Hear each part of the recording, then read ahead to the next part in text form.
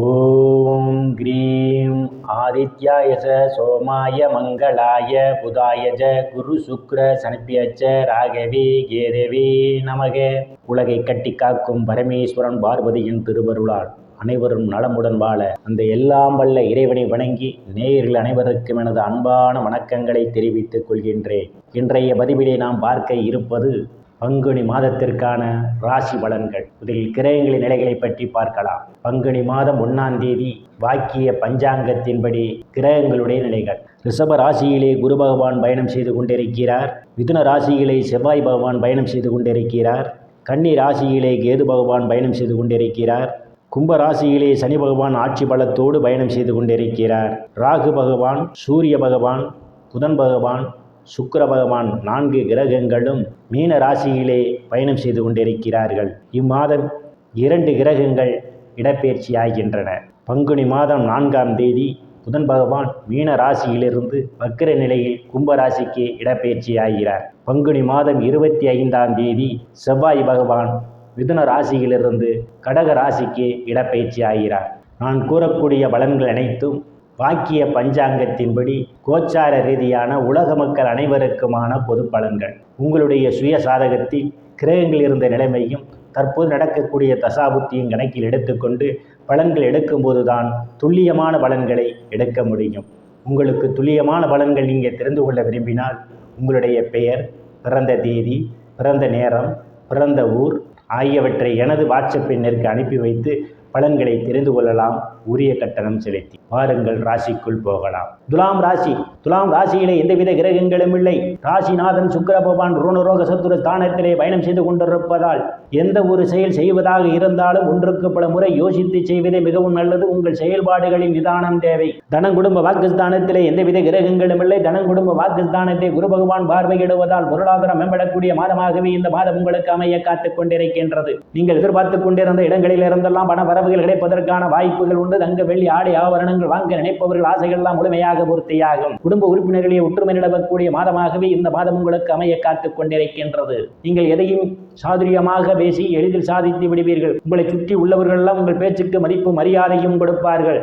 தைரிய வீரியஸ்தானத்திலே எந்தவித கிரகங்களும் இல்லை. தைரிய வீரியஸ்தானத்தை கலத்திர ஸ்தானாதிபதியும் தடம் குடும்ப வாக்கு ஸ்தானாதிபதியுமான செவ்வாய் பகவான் பாக்கியஸ்தானத்திலே அமர்ந்து கொண்டு பார்வையிடுவதால் தைரியமாக எதிரிகளை வெல்லக்கூடிய ஆற்றல் எல்லாம் உங்களுக்கு உண்டு. இளைய சகோதர சகோதரிகள் மூலமாக சிலருக்கு பொருளாதாரம் மேம்படும். சிறு குறு பயணங்களால் அனுகூலமான பலன்கள் உண்டு.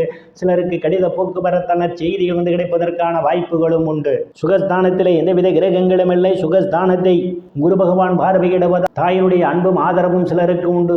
தாயார் உங்களுக்கு பக்க பலமாக இருப்பார். தாய் வழி சொத்துக்களில் ஏதேனும் பிரச்சனைகள் இருந்தால் உங்களுக்கு சாதகமான முடிவுக்கு வருவதற்கான வாய்ப்புகள் உண்டு. பூமி, வீடு, வாகனம் வாங்க நினைப்பவர்கள் ஆசைகள் எல்லாம் முழுமையாக பூர்த்தியாகும். சிலர் பழைய வாகனத்தை மாற்றி புதிய வாகனம் வாங்குவதற்கான வாய்ப்புகளும் உண்டு. விவசாயிகளுக்கு புதிய ஒப்பந்தம், விளைபொருளுக்கு தகுந்த விலையும் கிடைக்கும். ரியல் எஸ்டேட் நடத்துபவர்களுக்கெல்லாம் இது ஒரு பொன்னான காலமாகும். கூடுதலான வருவாயை காண்பதற்கான வாய்ப்புகள் உண்டு. உறவினருடன் இதுவரை இருந்து வந்த மனக்கசப்புகள் எல்லாம் மாறி நல்ல நட்புணர்வு ஏற்படும். புத்திரஸ்தானத்திலே சனி பகவான் ஆட்சி பலத்தோடு பயணம் செய்து கொண்டிருப்பதால் இம்மாதத்தினுடைய 4ஆம் தேதியிலிருந்து விரயஸ்தானாதிபதி புதன் பகவான் புத்திரஸ்தானத்திலே வக்கிர நிலையிலே பயணம் செய்ய இருப்பதாலும் புத்திரவாக்கியம் எதிர்பார்த்துக் கொண்டிருப்பவர்களுக்கு காலதாமதம் ஆவதற்கான வாய்ப்புகள் உண்டு. உங்களுடைய சுய சாதகத்திலே உங்களுக்கு சாதகமான தசாபுத்திகள் நடந்தால் புத்திரவாக்கியம் கிடைக்கும். கலைத்துறையை சார்ந்தவர்களுக்கு கூடுதலான முயற்சி தேவை.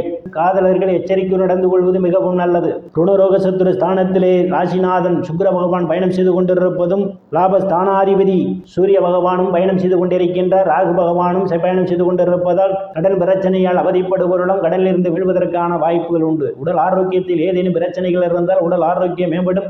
எதிரிகளால் இதுவரை இருந்து வந்த பிரச்சனைகள் சிலருக்கு அகழ்வதற்கான வாய்ப்புகளும் உண்டு. களத்திரஸ்தானத்திலே எந்தவித கிரகங்களும் இல்லை. களத்திரஸ்தானத்தை சனி பகவான் பார்வையிடுவதால் கணவன் மனைவியிடையே ஒருவருக்கொருவர் அனுசரித்து போவது நல்லது. இல்லையில் உங்களுக்குள் சண்டை சச்சரவுகள் ஏற்படுவதற்கான வாய்ப்புகளும் உண்டு. சிலருக்கு திருமண தடைகள் வருவதற்கான வாய்ப்புகள் உண்டு. உங்களுடைய சுய சாதகத்தில் உங்களுக்கு சாதகமான தசாபுத்திகளும் கிரகங்களுடைய அமைப்புகளும் இருந்தால் உங்களுக்கு திருமணம் நடைபெறுவதற்கான வாய்ப்புகளும் இந்த காலகட்டத்திலே உண்டு. அஷ்டமஸ்தானத்திலே குரு பகவான் பயணம் செய்து கொண்டிருப்பதால் தேவையில்லாமல் அடுத்த பிரச்சனைகள் தலையிடுவதை தவிர்த்துக் கொள்வது நல்லது. சிலருக்கு எதிர்பாராத நேரங்களில் எதிர்பாராத இடங்களிலிருந்து எதிர்பாராத பண வரவுகள் எல்லாம் கிடைப்பதற்கான வாய்ப்புகள் உண்டு. திடீர் அதிர்ஷ்டம் உங்கள் கதவை தட்ட காத்துக் கொண்டிருக்கின்றது. உயில், இன்சூரன்ஸ், கிராஜுவிட்டி, போனஸ் போன்றவைகளால் சிலர் ஆதாயத்தை பெறுவீர்கள். பாக்கியஸ்தானத்திலே தனம் குடும்ப பாக்கியஸ்தானாதிபதியும் கடத்திர ஸ்தானாதிபதியுமான செவ்வாய் பகவான் பயணம் செய்து கொண்டிருப்பதால் தந்தையினுடைய அன்பும் ஆதரவும் சிலருக்கு உண்டு. தந்தை வழி சொத்துக்களில் ஏதேனும் பிரச்சனைகள் இருந்தால் உங்களுக்கு சாதகமாக முடிவதற்கான வாய்ப்புகள் உண்டு.